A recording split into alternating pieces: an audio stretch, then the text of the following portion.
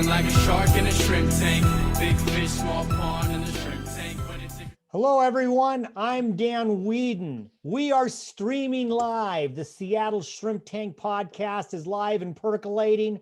Welcome, welcome. It is my pleasure I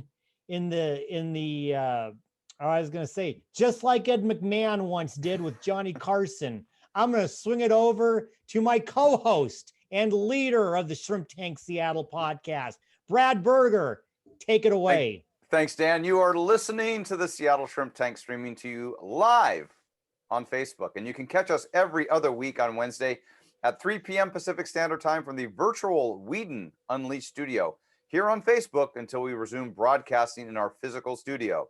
I'm Brad Berger, along with my esteemed co-host, Dan Whedon. And you can always catch a replay of the podcast at shrimptankpodcast.com/Seattle and through iHeartRadio, Spotify, and Google Podcasts. And don't forget, you can still subscribe to our podcast on iTunes so you never miss an episode. And I bet you it sounds sweet on the new iPhone 12 Max Pro, right?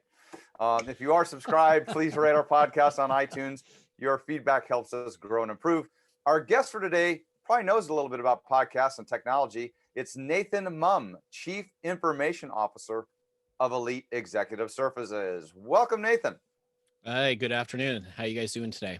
We're doing good. We're doing great. Hey, Brad, how you doing? I'm doing awesome. How are you, Dan? Good. We're going to get to Nathan in just a second, but I want to give you, Brad, a chance to do something that you allowed me to do last week or last episode. Yeah, you let me plug fraud, right? Yes. We talked fraud, and I had that webinar today with two of my colleagues where we talked about, not how to be fraudulent, but how to make sure that your money doesn't go by some of the bad guys. So that's in my rearview mirror. You've got an event now that is coming up. I know it's we're talking 2021 now, but that's just right around the corner. Tell us about Ideal Life Day 2021. And I know you know about it because I know you're signed up. You saw that I signed it. Was I the first one? Oh, no. No. But that's okay. You were in, if we would have had an award for the first 5, you would have been in there. Oh, good. I'm glad I got a participation award for that. Yeah. So as you know, and I think as many of our guests know, one of the things that Ideal Life 360 does on an annual basis is we have a day dedicated to essentially planning out your ideal life and making the next year the best year ever. So we are once again repeating Ideal Life Day. Instead of, however, getting together physically, this year's event will be virtual, and that will take place on Saturday, January 9th from 9 a.m. to 12 p.m. Pacific. We're really going to have 3 distinct workshops that we're going to be conducting on that day. Promise to have you in and out, but powerful nonetheless in that 3 hours. The first one I'm super excited about, and that's really looking back at what we call your year in review. Now, there's a lot of people that may not want to look back on 2020, but these sorts of exercises are really, really important because despite even the worst things that may have happened to you or to your family in 2020, one of the things that we need to make sure that we do is we pick out all of the amazing, great things that happened, because there are some in every one of our lives. And we want to make sure that we're taking advantage of figuring out exactly what they are. And what would Ideal Life Day be without some form of look ahead? So we're going to look at what new goals that you might want to explore for yourself in 2021. And then finally, we'll have an exercise to help you break through the resistance and to propel you forward with some tangible action steps you can take to transform and reach your goals and dreams. So that's what we're looking forward to on Saturday, January 9th from 9 a.m. to 12 p.m. Pacific. If you want details on that, you can, of course, text the word IDEAL to 89800. Did I get that right? Is that the right number? I don't know. It's your number. Yeah, it's 89800. So if you text IDEAL to that number, I'll make sure that you get the details on that. All right. Hey, thanks for letting us know about that. I'll be there. But you know who's here with us now is Nathan Mumm. And Brad, before you read his bio, I've got a chance to meet Nathan through a business group that we have. And I'll tell you, in a recent conversation with Nathan, I got to talk to him for a long time. That's why I invited him on here, because he is a thought leader. He's an expert on all things technology, security. He's got some great stories. And I even found out that he's a former and actually maybe even a current basketball coach. So he may bring up a little bit of hoops today too. But we want to dive in and talk to Nathan. So why don't you tell everybody a little bit more about him? You bet. Nathan Mumm is a Snohomish County multi-business executive. Born in 1973, his success in both property management and technology information have allowed him the ability to venture in many local businesses. He is the current radio talk show host for TechTime Radio with Nathan Mumm. He was the original owner of the Snohomish County Explosion that played in the National Athletic Basketball League. Mumm is known as a key leader in Snohomish County regarding business and entertainment. Growing up in the town of Marysville, he graduated from Marysville Pilchuck High School in 1992. He currently lives in the town of Snohomish and is the Chief Information Officer for Elite Executive Services. Elite Executive Services is a fractional services, or as they call it, a CIO on demand. Now, most companies do not have a CIO on staff, but every organization, regardless of size, needs someone to make sure their IT services are sound, compliant, and most of all, secure. Elite Executive Services on-demand CIOs help their clients get the most from their investment on technology efforts.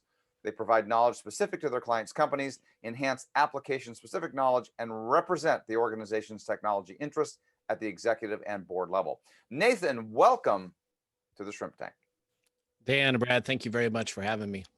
So Nathan, I should tell you that I'm an Oak Harbor Wildcat, and we competed with Marysville. You're a little bit younger than me, so I didn't compete directly against you, but I played you in basketball and golf about 10 years before you played us. So we've got a couple of Wesco guys here. But listen, people could care less about that, but they do care about what you know. And one of the things that interested me most is your background in technology, the people and the organizations you've worked with.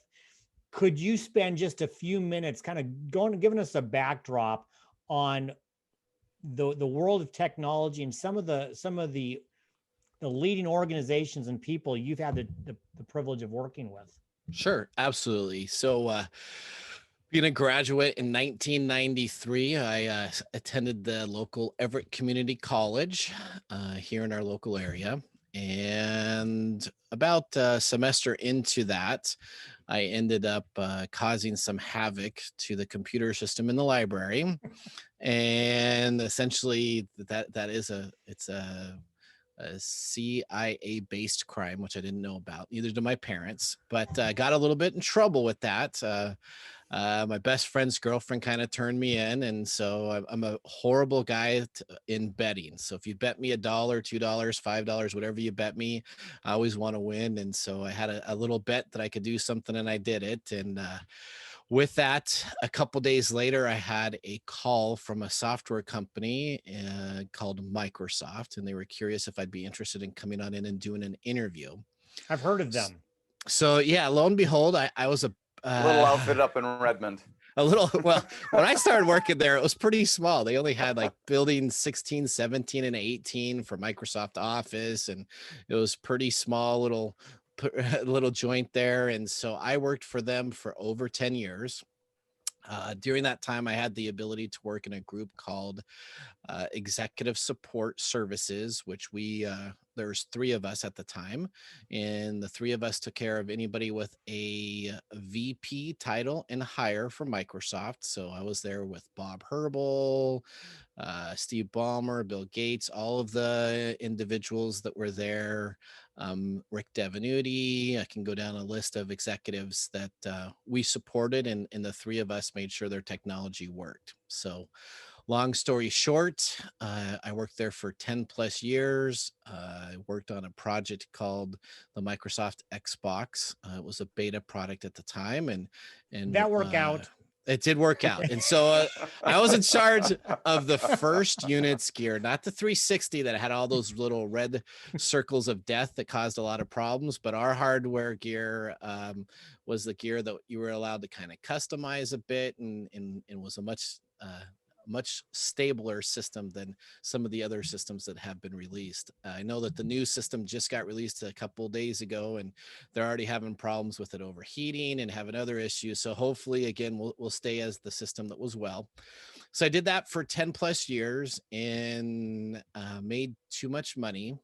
So long story short, I ended up retiring from Microsoft, and then I invested into a basketball minor league team. If you want to learn a way to lose $14 million, all you need to do is invest into a semi-pro basketball team the year before the Sonics leave, and then try to continue to do that business the year after the Sonics are there. So what happened is people were a little disenfranchised with basketball, and lo be it, I ended up selling the team to some investors in the Florida area, and I started working for a company called Vulcan Inc. And I worked in the executive support services there for the co-founder of Microsoft, Paul Allen. And so I did that for 5+ years.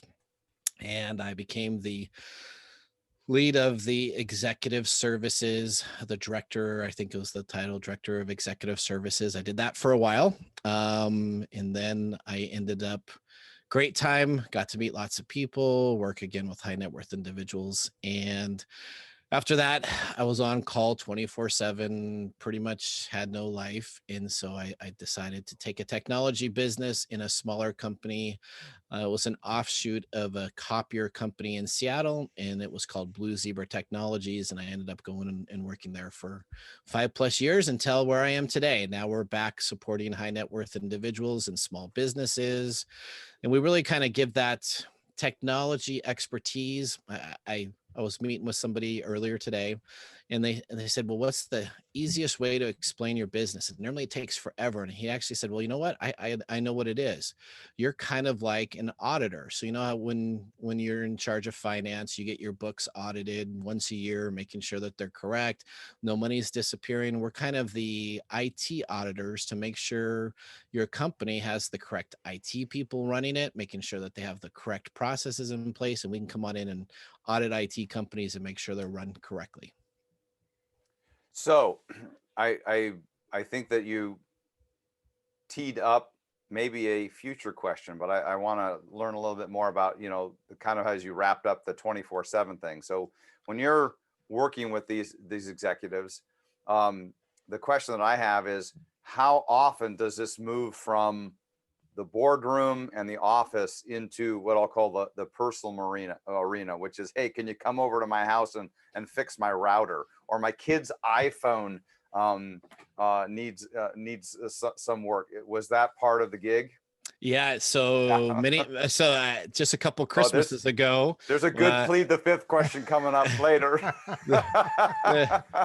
You get a call from a client, and their iPad is locked up, and they can't get their cinnamon roll recipe on Christmas morning. So, gosh, so of course, it's like, reason to call you. Yeah.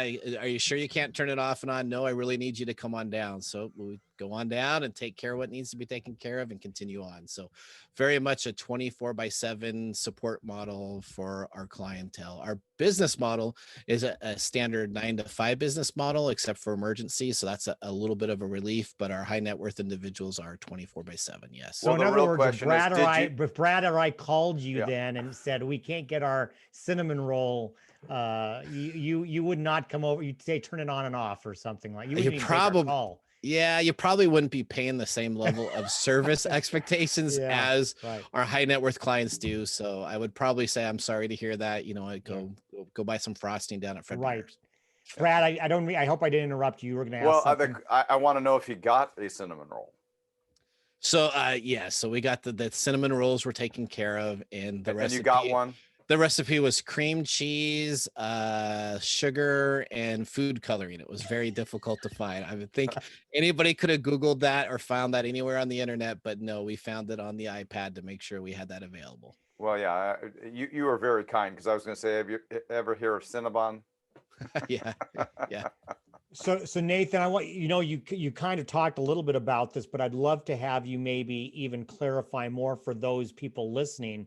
You have really, it sounds like two sections. You have the really high net worth people who are saying, we want to be able to call you whenever we need you for whatever reason, cinnamon rolls or whatever. We need you.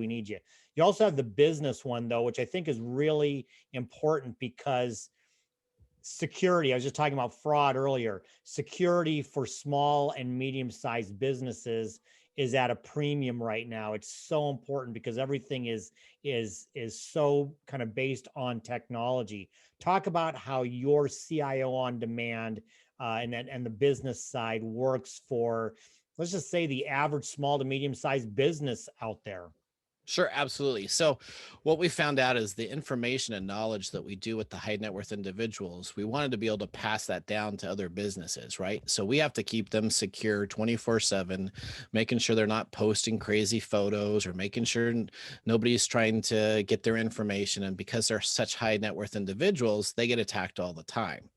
So what we talked about is how do we provide that same type of level of service for a small business and provide them the ability so that they're not only secure, but they have expertise looking at contracts, looking at information to make sure that they have proper processes and information in place, making sure that their security is up to date, making sure that they have the correct cybersecurity insurance process. So what we did is we said, you know what, there's an absolute need for people to make sure that their IT services, whether it's a 2 or 3 person company or it's a 20, 50, 300 person type company, have the ability to make sure that they get the expertise that they need to have without having to pay for that full-time person, right? So a CIO is pretty expensive. They like to charge a lot of money to do that services, but they're normally pretty informative of new technology trends and pretty informative of security issues to take care of to protect companies. So instead of you paying a full-time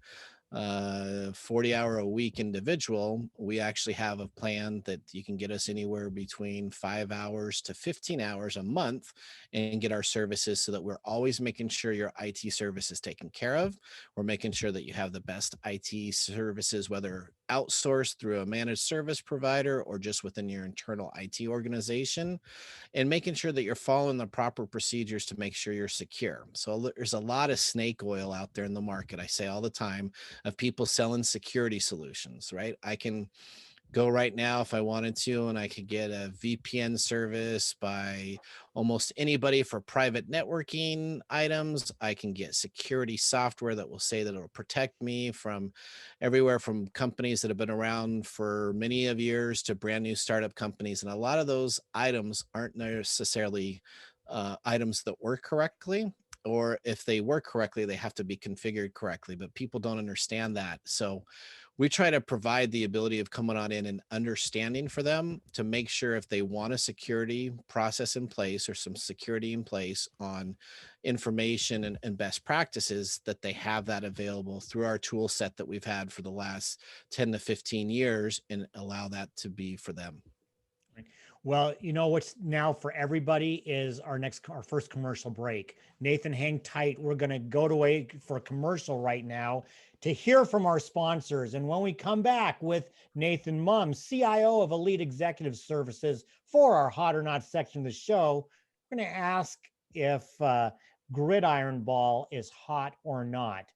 So don't walk away. We'll be right back with more of the Seattle Shrimp Tank. And Brad, guess what? We're on our own for commercials today. We're on our own for commercials. So since you did the lead in, do you want me to read yours first? We can mix it up. No, because I have it right here, right now. So I'm ready to go. Go. What would it be like to be in the best shape of your life, both physically and mentally, every day for the rest of your life? Have awesome relationships with the people you care most about. Never having to worry about money again. What would it be like if you received a letter out of the blue and suddenly discovered you had 20 more years to live than you ever imagined? What would you do with those extra years of your life? How many lives could you touch? What kind of legacy could you leave behind?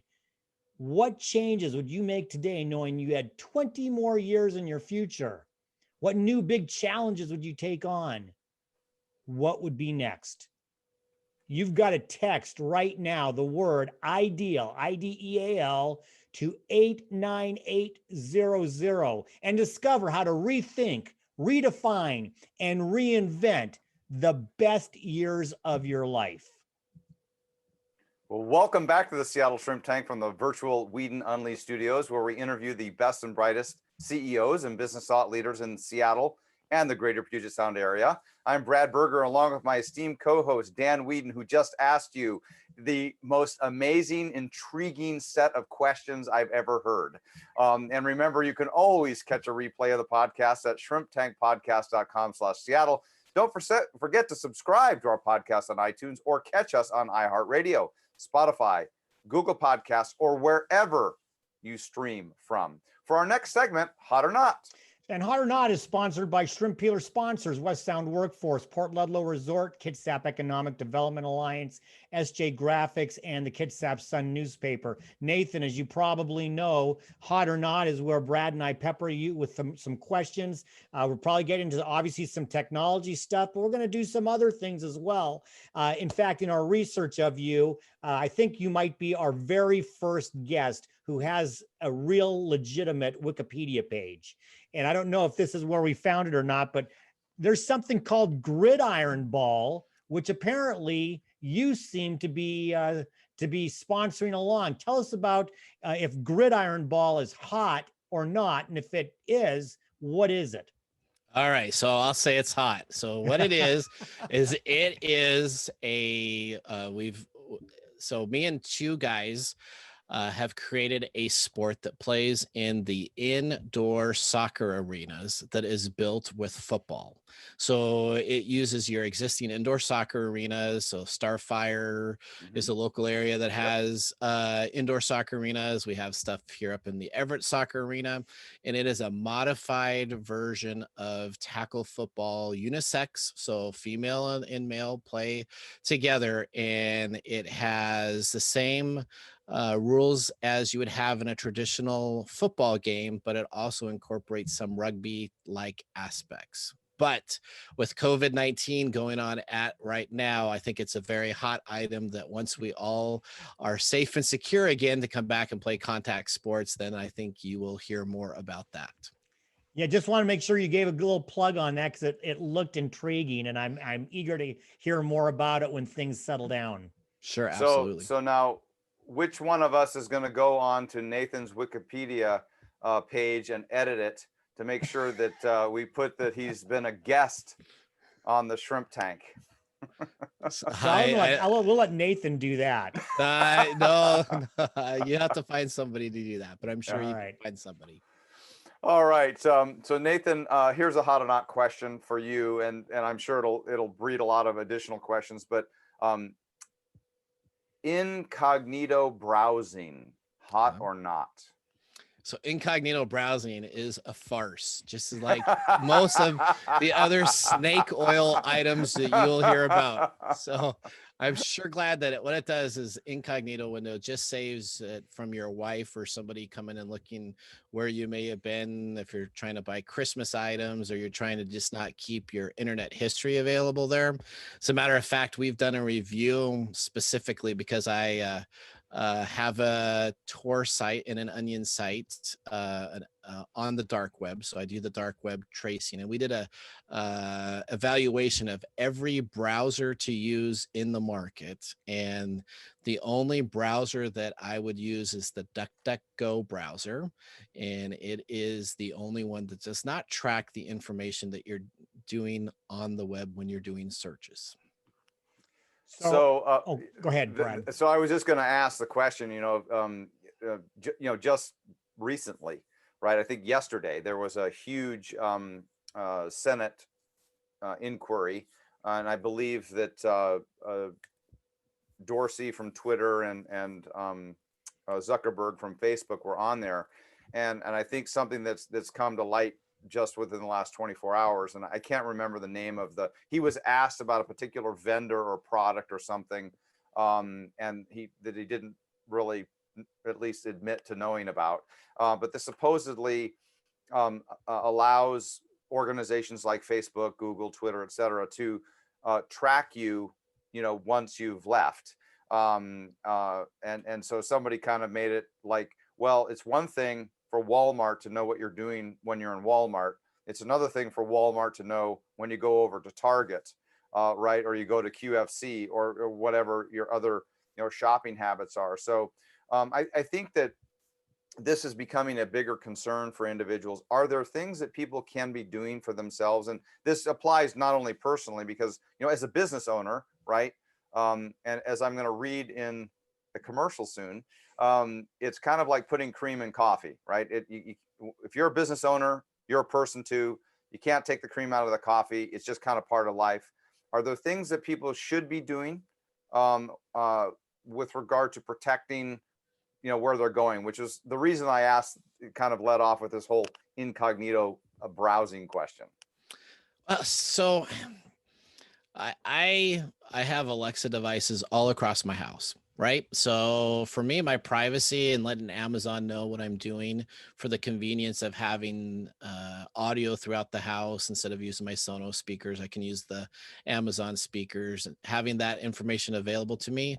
I'm willing to give up some of my privacies that I have, because I know that in certain areas of my house and certain areas of my business, it doesn't make a huge difference whether you have thousands of terabytes of data on what I do or don't do versus what I may have on personal accounts that I don't want to have people to have access to.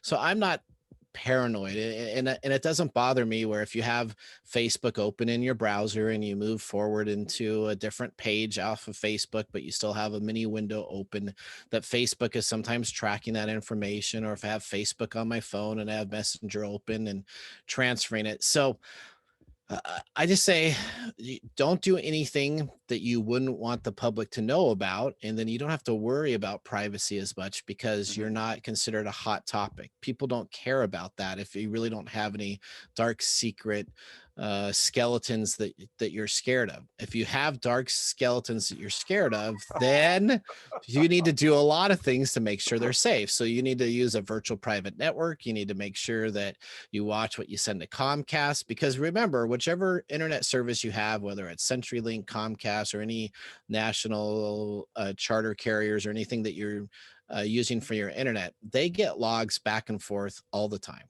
And they don't have any restrictions of giving those logs over to a government entity, over to any criminal entity. So if you're doing anything that will get you in trouble at any time, you're tracked, unless you specifically make sure you don't get tracked. Yeah. So Brad, I'm going to give you a few minutes to go do some checking on that, because I know that you probably fall under that. I've got a question for him. So yeah, just kidding. So listen, you I brought don't plan up, to run for public office. yeah, that's right.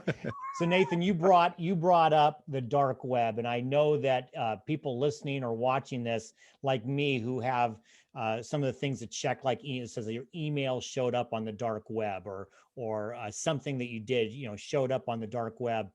Can you define, because I think I know what it is, but I'd like to hear from you. What is the dark web? Okay, so the dark web was originally created by the U.S. military, specifically the Navy, to transport communications back and forth in a secured environment. So when you're looking on your browser, on Google, or any of these upper area items, there's a whole bunch of logic and information that enables you to type in words, like if you just search for a speaker set, or you search for a car, that it knows, hey, that's probably a Ford car. You want to go here, that's a Chevy. You want to go there. And there's a lot of logic on the upper layer of the internet to make it easy to find information. The dark web is more of what was back in the early days, what they would consider bulletin board services. And that's the easiest way to make an analogy. But back then you had to have a phone number on your modem. And for those that don't know what modems are, those are these analog devices that you put into your phone system to get data. But you had to have, that's right, a bunch of CDs from American Online or Prodigy in your mailbox every day. But it's essentially the same as a bulletin board service. You had to know a phone number on a bulletin board service to get access to information. In the dark web's the same exact ideal, where you have to know specific addresses, and the addresses are normally 48-bit characters like AWQZ54 $92.65 onion is the end of that address, and then that will take you to a specific dark web website page, and from there you can do whatever you want. And there's the way you set it up is you normally set it up through a private VPN so people don't know what you're looking at, and you normally have to use a browser like DuckDuckGo that we talked about previously that doesn't track anything. And then essentially everything is available to you on the dark web in a private environment that you would have necessarily on a public environment. So the dark web, I mean, it sounds like a dark alley. I mean, when you hear it, it sounds very cloak and dagger. So that's what sounds really good for the movies, right? The movies and everything make it sound like, or if you're a criminal. Or if you're a criminal. Now, you can buy fake identities on there, and you can buy illegal contraband, and you can buy a lot of stuff that are not necessarily available at your everyday drugstore down the street. But it also has a lot of information in there that is just resource information that people want to have private about certain items that are not available on the public. So there's a lot of transactions that go on in the dark web that are illegal, absolutely. But there are a lot of transactions and other items that go on that are just as regularly would be done if you're doing something on Amazon or Best Buy or any other place that would be available online. But you have to know the website addresses and the locations to go from place to place to place. Brad, you got something else before we go to commercial? I do not. Because I do. I'm psyched about the next segment. Okay, so get fired up, because I'm going to ask this question, and then you can get ready to give a great commercial for whomever the next fantastic sponsor is. Yes. Nathan, so let me ask you this, because it dawns on me as technology continues to advance and the ability to search people and their information becomes maybe easier, or people are hiring people to do this. What is the present and the future of employers saying, before I hire Brad Berger, I'm going to do a deep dive search. I want to know what I'm getting and what I might be afraid of down the road, because my reputation's important, or my business culture is important. How much of that goes on now, and what is the future of that? So are you talking specifically on a dark web area, or just information? No, not necessarily on a dark web. Okay. Just, I mean, and you might be a business that has 100 people, you're growing and you're going places. And the last thing that you want is if I hire Brad, all of a sudden it turns out that he's under investigation for something, or he did something that he didn't go in the dark web to do. You know what I'm saying? So is that something that you're going to start seeing more of from an HR standpoint? See, I don't know, because I have a lot of friends that work in the HR department also. And there's that gray line of where you dig into the personal information and where you just have the information that's readily available. So I don't want to speak as a HR expert by any means at all. But I know that when I have hired employees, and I've hired probably over a couple thousand of employees in my lifetime, and when I've used other firms to do it, I can find the information that I want with somebody by searching on their social media aspects of what they're doing. Everybody loves to share everything, so they don't have Facebook locked down, which is good, because that's probably something you want to share. You can normally find information regarding email addresses, any posts, and if you do enough due diligence search just on public information that's available, you can pretty much get a good track record of somebody. So, I mean, it's very interesting because when you start going to Facebook, you can see whether you like it or not, who the relationships are with, what they like politically, what they like socially, whether they like sports, what they don't like. And just the simple aspect of having a Facebook search, or not even Facebook, but Twitter or Instagram, everybody has some social outlet. So finding that and then spending 10 to 15 minutes, I can find out information when I interviewed people and they'd be like, well, how'd you know that? Well, so you were at the Nebraska Cornhuskers football game and blah, blah, blah, blah. Yeah. How'd you know about that? Okay. So, I don't think that there has to be a huge effort put into hiring somebody. Normally, as long as the person isn't lying on their resume, which is pretty simple and easy to do, and as long as that person's pretty much available, there's social media aspects that are free that you can find out just about anything about anybody you need to know. Well, you know what we need to find out now, and we're a little bit behind, but I don't care. This has been a lot of fun, and we've got some more questions for Nathan. We're going to take a chance to listen to Brad read a commercial right now. We're going to take a break with our guest, Nathan Mumm of CIO of Elite Executive Services for the Plead the Fifth section of the show. When we come back, we're going to ask him a question about the Seattle Supersonics. Don't walk away. We'll be right back with more of the Seattle Shrimp Tank. And boy, that last segment was a great tee into this, because I thought to myself, wow, isn't it great to be an entrepreneur and a business owner? Because those are the sorts of things you don't necessarily have to worry about as someone necessarily checking on me for hiring. And that is one of the advantages of being a business owner. And as a business owner, you don't have a professional life and a personal life. You just have a life. And that life is full of both opportunities and obstacles.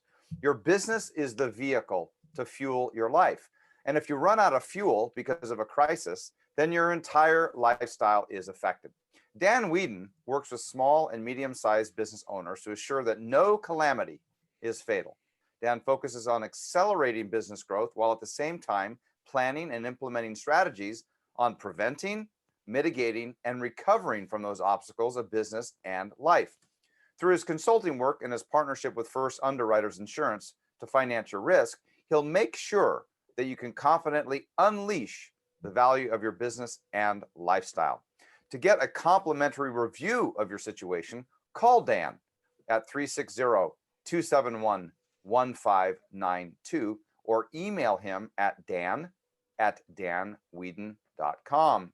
Tell Dan you heard them on the Shrimp Tank podcast and receive a 20% discount on any work that is agreed to. Be well and be unleashed.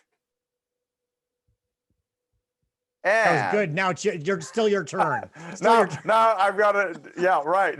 So welcome back to the Seattle Shrimp Tank from the virtual Whedon Unleashed studio, where we interview the best and brightest CEOs and business thought leaders in Seattle and the greater Puget Sound area. I am Brad Berger, along with my esteemed co-host Dan Whedon. This isn't rehearsed and it is live. And you can always catch a replay of the podcast at shrimptankpodcast.com/Seattle. Don't forget to subscribe to our podcast on iTunes or catch us on iHeartRadio, Spotify, and Google Podcasts. For our next segment, Plead the Fifth. Plead the Fifth, sponsored by West Sound Workforce, Port Ludlow Resort, Kitsap Economic Development Alliance, SJ Graphics, and the Kitsap Sun. Nathan, plead the fifth means you can plead the fifth just once. After that, we're going to ask harder and harder questions. I know you're a basketball guy. I am too. 2008, the Seattle Supersonics left. For those of us in the area, we know about Sonics Gate and all of that. Whose fault is it really that the Sonics left? I would say it's the city of Seattle. And I would say it was the facility that they were playing in. They couldn't be competitive in the market space with their suites that they built. And I understand that they built those just 10 years prior, but those suites were too far removed from the courtside area, and the courtside seats were at an angle where you'd go down about, I used to be a season ticket holder. I used to split them with two VPs at Microsoft. So the three of us would get season tickets right down on the court side, and we kind of split games up. But it was the physical arena's ability to attract large corporate dollars and sponsorship suites that caused the Sonics to leave. Not Howard Schultz, as much as I don't like Howard Schultz personally on what he's done on some things here and there regarding the Sonics, not Clay Bennett that bought the Sonics, not the NBA, but it really had to do with the facilities and the ability to not have them properly done. As you take a look at the new Kraken that's moving into the facilities, they had to rebuild the facilities and go down quite drastically to make improvements for the NHL hockey that's there. If those improvements would have been around for the Sonics, then we probably would have never lost them. I agree with you, by the way. Brad, what do you got next? Well, this is my tee up from the prior question that I asked early in the show. So, Nathan, you've been called at all hours of the day and night to visit some of these very key players in technology and beyond, help them with their personal items. So my plead the fifth question is, which individual that we would know, like the people on the show would know, did you go to their house and you thought you were stepping into an episode of Hoarders? Oh.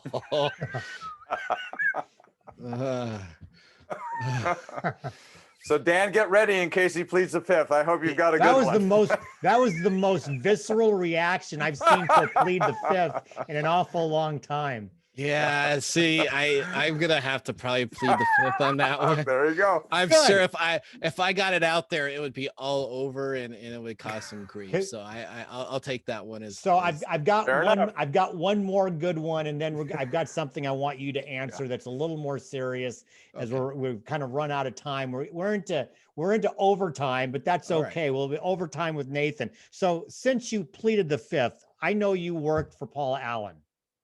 I did. Yep. Correct? Absolutely. Yep. Paul Allen was interested in extraterrestrial intelligence. Oh yeah. Mm-hmm. Is there life beyond the solar system, Nathan Mumm? Oh gosh, I hope so. I watched so many science fiction films. I just watched Utopia. I mean, I am like a sucker for Fringe, where there's. Did you like X-Files in the day? Oh, I loved X-Files in the day. Oh, it was fantastic. And so, I mean, I watched Star Trek, I watched Mandalorian. So I am like a geek on sci-fi items. All of those. I don't sleep very much. I get about 4 or 5 hours of sleep a night. And so I Netflix and this binging stuff is just like, it's like my drug. So I would hope so. I would hope after all these sci-fi shows that we talk about that there's something out there. I hope they're more Klingon-like though. I don't want these the aliens. If we have any aliens out there, I want to get in some like Battlestar Galactica fights and that type of issue. So I hope they're kind of a little bit invasive. So listen, Brad, before we sign out, which will be I wanted Nathan, you have an incredibly cool offer for businesses. It's your $1,500. Could you just real briefly explain what that is? Because I think there's a lot of people watching and listening that would find this of great value. Sure. We do what we call an efficiency review for $1,500. So we'll come on in and we will take a look at your IT within your business, and we'll take a look at the contracts that you have, the services you're paying for, your staff that you're paying for. And it's about a 25 point inspection that we do for your company. And if you pay us the $1,500 to do that efficiency review, we will guarantee you to save you $1,500 within that next year's time frame from when we're there to next year. Otherwise, we will do it for absolutely free.